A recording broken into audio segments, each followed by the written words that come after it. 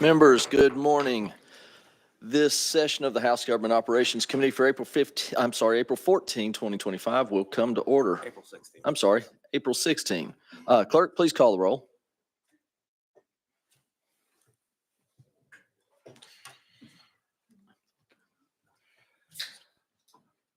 Is everybody punched in? Clerk, take the roll, please. Mr. Chairman, there are 10 members present. You have a quorum. Thank you very much. The first item on our calendar today is House Bill 1280 by Representative Hill. Do we have a motion? You have a motion. A second. Representative Hill, you're recognized, sir. Thank you, Mr. Chairman. This legislation creates the Medical Expense Relief Fund, and it's to be used to assist the next of kin and the estate of those who passed that were enrolled in TennCare and at the time of death have an outstanding bill. And what this fund is intended to do and is to keep TennCare from going after these families one last time. And it's not adversarial to TennCare. It's just trying to protect families that are the most vulnerable. On average, TennCare reclaims and recoups about $34 million a year and from folks in this, really the estates in this situation. And all we're saying with this legislation is we want to create a grant fund that TennCare can go and retrieve the money so the bill is good without affecting the families and affecting what assets that the family may have to pass on to the next generation. Thank you for that explanation. Members, do we have any questions? Seeing none, we're ready to vote. Clerk, please open the board. All those in favor, vote aye. Any opposed? Mr. Clerk, take the vote. Mr. Chairman, the vote is 9 ayes and 0 noes. Thank you for that, Mr. Clerk. You are on your way to Finance, Ways and Means. Thank you, Chairman. Thank you, Committee. Members, next item on our calendar, House Bill 1278, also by Representative Hill. Do we have a motion to second? We have a motion to second. Representative, you're recognized, sir. Thank you, Chairman. What House Bill 1278 does is it actually creates a direct grant program to be dispersed as quickly as possible to our locals up in the upper east part of the state that have had significant damage and financial effect. This will go to the counties, but from the hurricanes that happened last September. Thank you for that explanation. Members, do we have any questions? We've got a question for Representative Fritz. Can we hold on? You're recognized, sir. Thank you, Mr. Speaker. Thank you for the bill. I appreciate it. Fully supportive of it. Just one quick question. It talks about the eligibility. Is that only for Tennessee citizens? You're recognized. Thank you, Mr. Chairman. It will get, I anticipate that it's going to get amended to where it will be a direct grant to local governments only. The independent or the assistance part of this legislation will probably get amended out.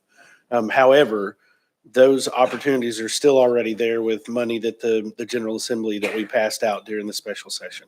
So we're trying to hone in on our local governments that have had significant impact that just need to get a little bit of a boost as they get into the system of really borrowing the money from FEMA or borrowing the money and then FEMA the reimbursement and the state reimbursements. Any follow-up? Thank you. All right. Yes, sir. We've got questions called by Chairman Reedy. Any opposition to the question? We've got opposition. Members, we're going to go on the board. All those in favor of previous question? Sorry about that. All right. Representative Hardaway, you're recognized, sir. Thank you, Chairman. Thank you, neighbor. Is this strictly for damage done by the hurricane, or will this also at some point be able to be amended to include some of the flooding in the rest of the state? You recognize, sir. Thank you, Chairman. This is specifically intended for the Upper East. And really, the genesis of this started before anything that happened in the middle part of the state. However, I would say that the $100 million that we passed during special session, that fund that is there is forward looking, and those folks in the middle part of the state should have access already. Representative Hardaway, follow? No, sir. All right, members, any other questions? We're ready to vote. Mr. Clerk, please open the board.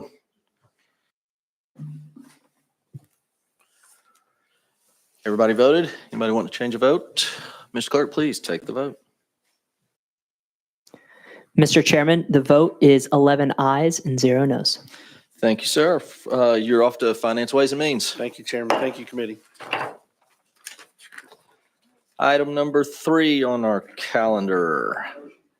House Bill 799 by Representative Grills. We have a motion. You have a second. Sir, you are recognized. Thank you, Mr. Chairman and committee. What we're doing is we're asking the TWRA Commission to promulgate rules and create a commercial blind license for the people of Reelfoot Lake. Thank you for that explanation. Members, any questions? We have a question on the bill. Any objections? Seeing none. Mr. Clerk, please open the board. Members, place your votes. Every member voted? Anyone looking to change a vote? All right, seeing none. Mr. Clerk, please announce the vote.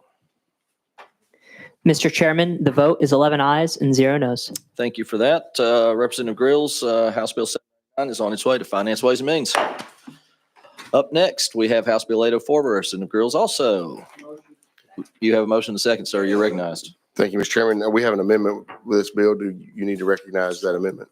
I'm told the amendment is traveling with the bill. Okay, just want to make sure. So you're set. Yes, sir. Thank you, sir. What we're doing is we're creating a licensor for lab or cell cultured meat. So before cell cultured meat can be sold in the state of Tennessee, they have to get a they have to get a permit from the Department of Agriculture. The cell cultured meat cannot be labeled as meat. And if they get caught misbranding it, there's a $2,000 fine. Members, you've heard the explanation. Any questions? Chairman Clemens, you're recognized, sir. Yeah, thank you, Mr. Chairman. Really quickly, what does it have to be labeled as? You're recognized. It just cannot, thank you, Mr. Chairman. It cannot be labeled as meat. Follow up? Does that mean it can't have the name meat, the word meat anywhere in it, even if it says cell culture meat? It's my You're understanding. Thank you, Mr. Chairman. It's my understanding it cannot have meat on there.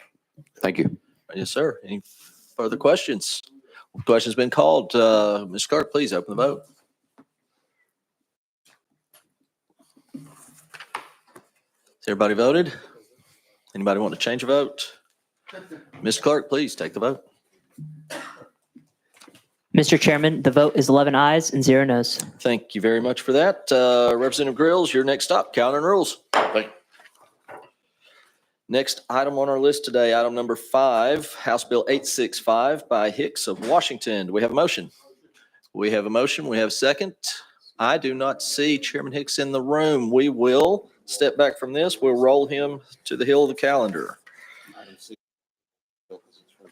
Item 6 has the same sponsor. We're going to move on now to item number 7, House Bill 576 by Chairman Doggett. We have a motion and a second. Chairman, you are recognized. Good morning, everybody, and thank you, Mr. Chairman. Good morning.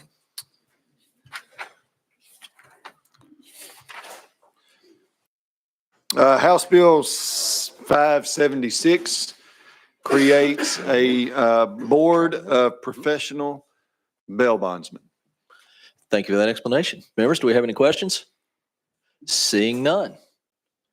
Mr. Clerk, please open the board.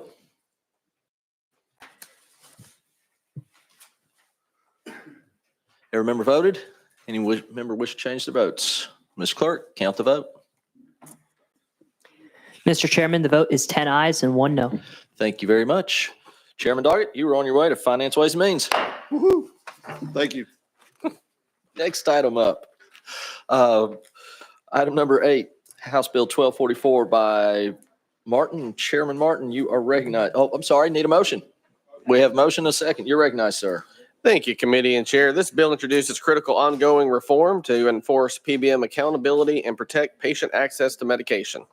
We're doing 2 things, holding pharmacy benefit managers accountable for prompt payments and then removing limits of individual and aggregate penalties for violating that law. Thank you With for that. that, I stand ready for questions. Thank you for that explanation. Members, one of our favorite topics in this legislature. Any questions?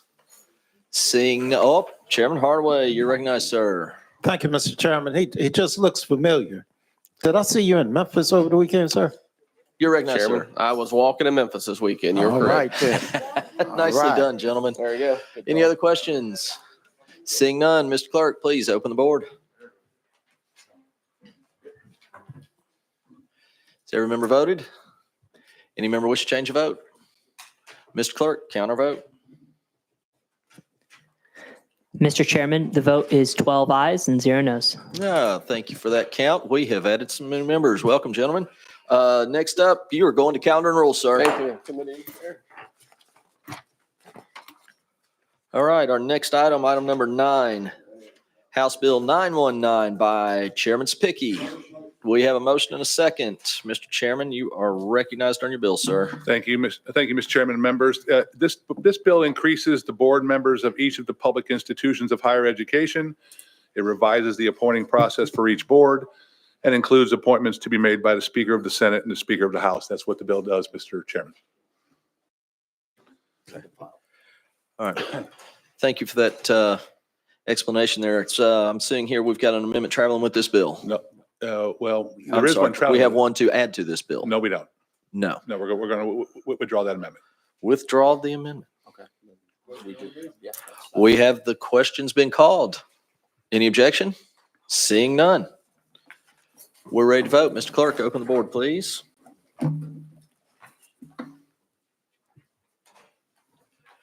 Mr. Clerk, take the vote. Mr. Chairman, the vote is 11 ayes and 2 noes. Thank you for that. Chairman Spicky, you're on your way to Finance, Ways and Means. Thank you, Chairman. Next on our calendar, we have item 10 by Representative Darby. It's House Bill 175. We have a motion and a second. Chairman, you're recognized, sir. Thank you, Mr. Chairman. This bill specifies that the Tennessee Fish and Wildlife Commission may promulgate the rules or issue proclamations to allow for the use of drones by an individual or a business on private land solely to recover deer that has been wounded while a person was lawfully engaged in hunting. And with that, current law already allows property owners to use drones on their own land and requires consent of the property owner to use on another's property. Current law also states it is illegal to use a drone to hunt or track game. Neither this bill nor any regulations would circumvent or change that. Instead, this bill will carve out the option to use drones. The question's been called. Members, do we have any objection? Oh, we do have an objection. You mind withdrawal? Okay. Let's see if we got any questions for you Yes, about sir. that. Any questions for the sponsor? Representative Renaud, you're recognized. Thank you, Mr. Chairman. Sponsor, are the drones going to be operated by the hunters themselves or state agents or contractors? You're recognized, sir. Thank you, Mr. Chairman. No, these would be by private, either the person that shot the deer, if they do have a drone, or individuals, or there's been lots of business opportunities for other states that have done this, but the TWRA will not be in the business of using drones. Thank you for that. Follow up? And then if the drones are going to record any video or collect any data, is there any provision to make sure that that's not retained, especially if it goes on someone else's property? You're recognized.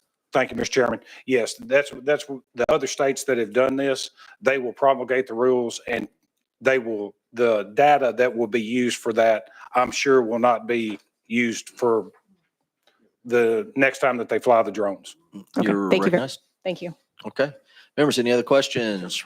Representative Hardaway, Thank you. And what's the penalty again? you're recognized. Thank you, Mr. Chairman. We don't know what that is. This is just a bill for them to promulgate the rules. And if there are any penalties, they will come up with that. All right. Follow up? Thank you. Chairman. All right. That's it. Members, any other questions? Chairman Crawford? This isn't really dealing so much with your bill, I don't guess, but the drone usage, will they be able to use this drone footage and stuff they got? Would that be legal for them to use in commercials and those type things? Or will it be like copyrighted in what they do? I know like a lot of TV hunting shows on TV and stuff, they use the footage and then it's copyrighted. Do you know if this would be that way? You're recognized, sir. Thank you, Mr. Chairman. No, sir, Okay. I don't. We'll get together. Yeah, Thank you, Okay. Mr. Chairman. Thank you for that. Any other questions? Seeing none, members, we are ready to vote. Clerk, please open the board.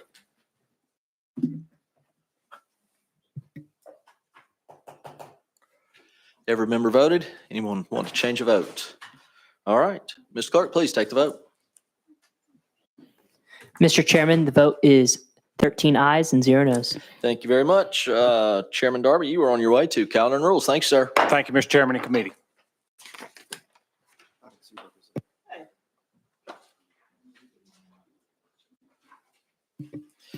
Item number 11, we don't see Representative Carringer in the room right now, so we're going to go on to Representative Capley. Item number 12, House Bill 938. You have a motion. You and a second. You're recognized, sir. Thank you, Mr. Chairman. Good morning, committee.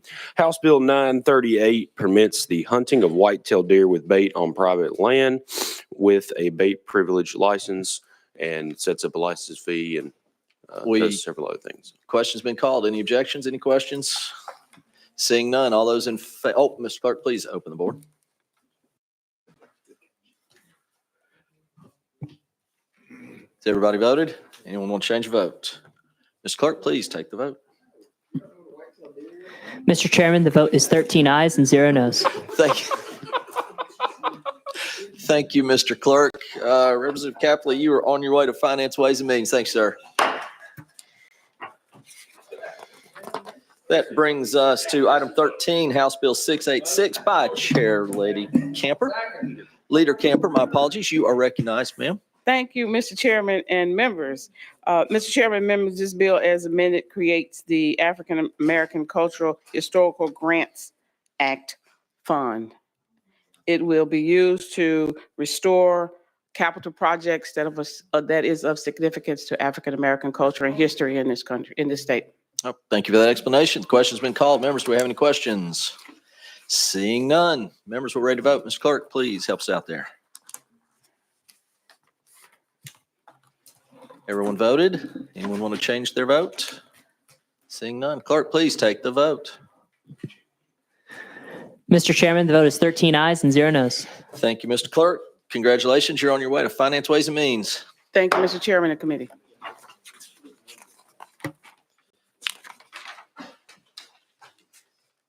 Next item up, we have Chairman Clemens on House Bill 634. We have a motion and a second. Mr. Chairman, you are recognized, sir. Thank you, Mr. Chairman. This bill would create a conservatorship management task force. Purpose of the task force would be to review the care and management provided by conservators, evaluate the current requirements and resources available to conservators, and determine if any further oversight is necessary. My hope that this task force will be able to propose a solution for an inter-county notification system where someone is removed as a conservator in one county to alert other counties, among other suggestions to improve the process and better protect vulnerable adults. I appreciate that. Would you mind withholding the question on the bill just for a second? Thank you very much. Just a quick question. I'm gently familiar with conservatorships. Could you elaborate just a little bit? I know you've got the legal background on what conservators do and how this affects everyday citizens, please.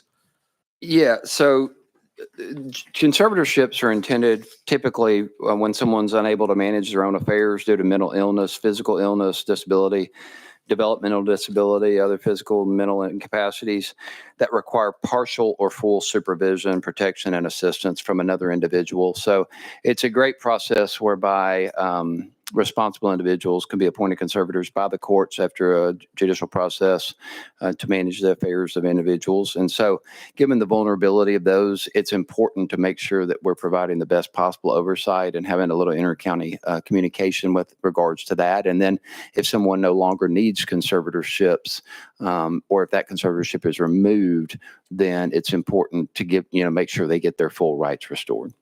Thank you for that explanation. Members, any other questions? Seeing none. Members, we're ready to vote. Mr. Clerk, please open the board.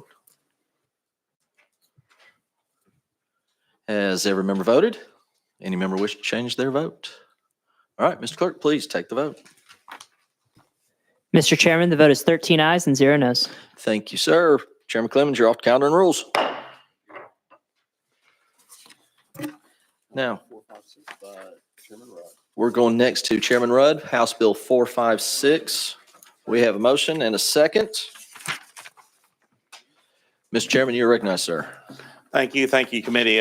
This is a simple change. We found a loophole in the law, PAC laws and corporations, and we're adding 3 words to code. What is happening is the code says that a corporation, when it spends its funds, must use a PAC if it is advertising or conducting mail campaigns in support of a candidate. We're also adding the word advocating.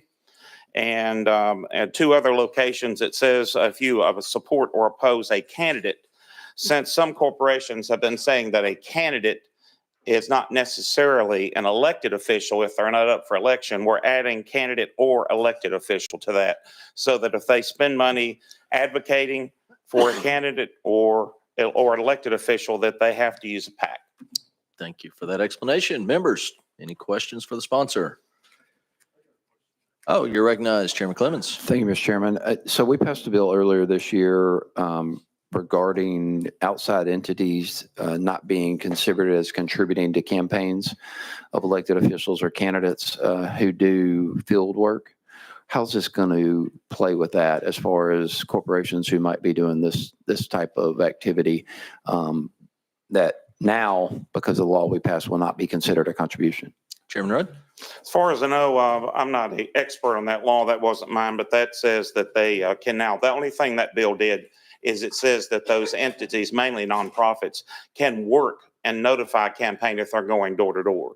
Right now, under current law, if let's say, I don't know, the American Federation for Children or something like that, were to go door to door in your district, they're not allowed to tell you or coordinate with you. That law simply stated they could coordinate their activities so you didn't cover the same area. This would not affect that at all. This is just simply saying if you're advocating or elected, they have to, by the way, they have to report that anyway, Mr. Clemens. This just simply adds the word advocating or elected officials, because what's happening is some of these companies are sending out mail and they're not putting their disclaimer on there since they're not considering themselves a PAC. This would say they have to put that disclaimer on there and consider themselves a PAC. Chairman Clemens, any follow-up? No, sir. Thank you. Representative Hardaway. Thank you. I thought I was clear until the explanation. So they will have to declare and register as a PAC, or they just need to put a disclaimer on the material? The current law states that if a corporation is spending any of its own funds, it has to do that in the form of a PAC, and they have to put their disclosure on it. Some of the companies, the corporations, as only corporations, were stating that they didn't have to do that since they were advocating a position or a candidate, and they didn't consider the person a candidate. So that's why we're saying an elected official, because if you're between an election or you're not running for re-election, the corporations are saying they didn't consider them a candidate. So that's why we're just simply adding the word elected official and advocating so that they are covered. It's just a loophole in the law we're covering. Follow-up? Doesn't change the law or extended it. Means it stays in force the way it was meant to be. Follow-up, sir? Yes, and individual in-kind contributions are not impacted by this at all. No, this is just a corporate law that states corporate money must be used as a PAC. That's existing law. Right. And nonprofits? Well, if they're a corporation, but most nonprofits are not corporations. All right. Thank you. Thank you, Chairman. Yes, sir. And did I see somewhere in there that S corps were not included in corporations? Am I confusing that with something else I read this Must be week? something else. The only thing we've added in here into the code, we've added 3 words: advocating, and we've added elected officials twice. All right. Thank you. Members, any other questions? Seeing none. Oh, I'm sorry. Chairman, you're recognized. Question on the bill. Oh, question's been called. Mr. Clerk, please open the vote.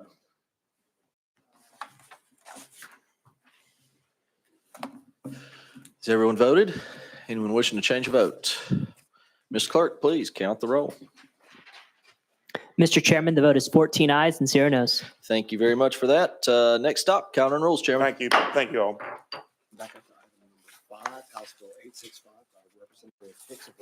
Next up is House Bill 865 by Representative Hicks of Washington.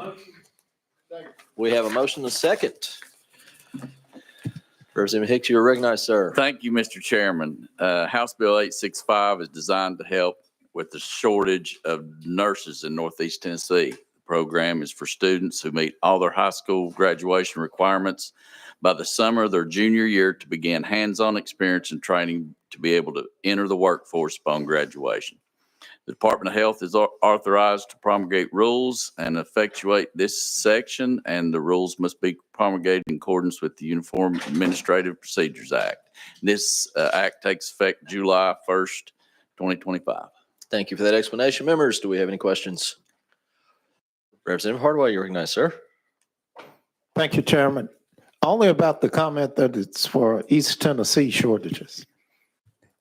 You're recognized. This is a grant that Northeast Tennessee Ballot Health received.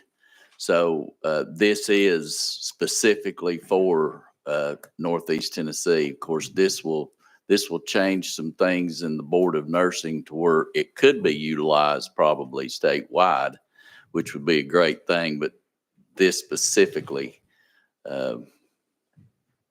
we're proud of Ballot Health, and we surely need help with nurses, and that's what this is trying to do, especially getting high school students involved, be work ready by the time they graduate. Representative Hardaway, follow? Absolutely. I support that wholly. But West Tennessee citizens can apply, right? You're recognized. Sure. All right. Very good. Thank All you. right. Members, any other questions? Seeing none, Ms. Clark, will you open the board, please? Everyone voted? Anyone wish to change a vote? Mr. Clerk, please take the vote. Mr. Chairman, the vote is 15 ayes and 0 noes. Thank you very much for that. You, sir, are off the calendar and rules. Thank you. Thank you.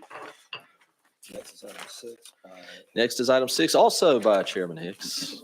Not going to calendar and rules just yet. We have a motion to second. You're recognized on House Bill 867, sir. Thank you, Mr. Chairman. This is a pilot program that will monitor 300 pregnancies across the state. TennCare will administer the program, and the director of TennCare will promulgate all the rules for the program.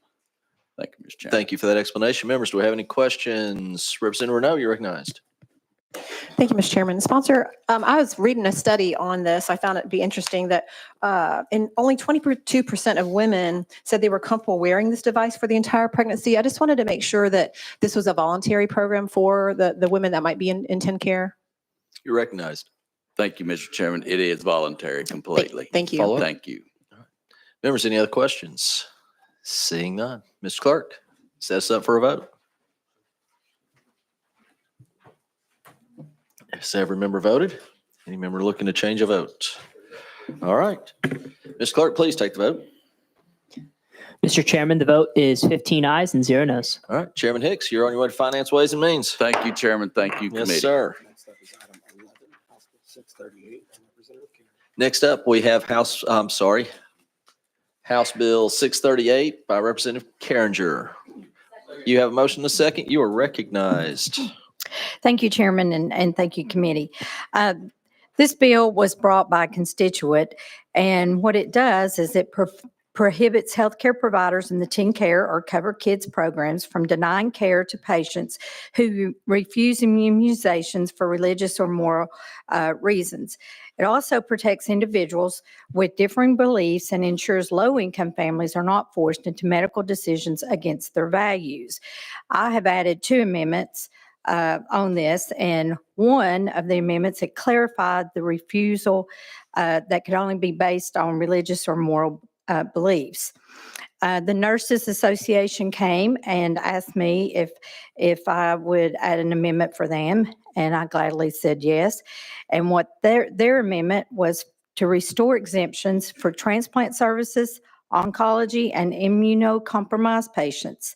So it also, I think from what really sums it up is that it just allows providers to continue seeing unvaccinated patients where they can be able to counsel their families and themselves on the benefits of vaccinations other than excluding them. And so physicians have the right to fire a patient at any time, and a patient can fire their doctor at any time.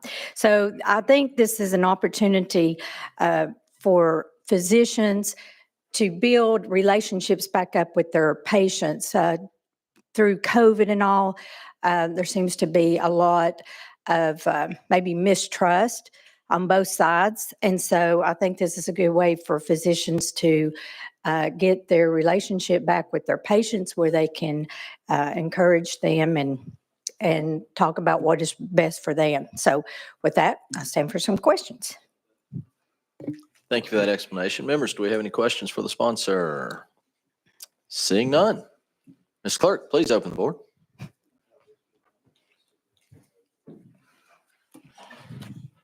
Every member voted? Anyone want to change a vote? All right, Ms. Clerk, please take the vote. Mr. Chairman, the vote is 11 ayes and 4 noes. Thank you very much. Chair Lady Carringer, you are on your way to calendar and rules. Thank you, Chairman, and thank you to That does appear to conclude our calendar for this day. Members, without any objection, we will adjourn.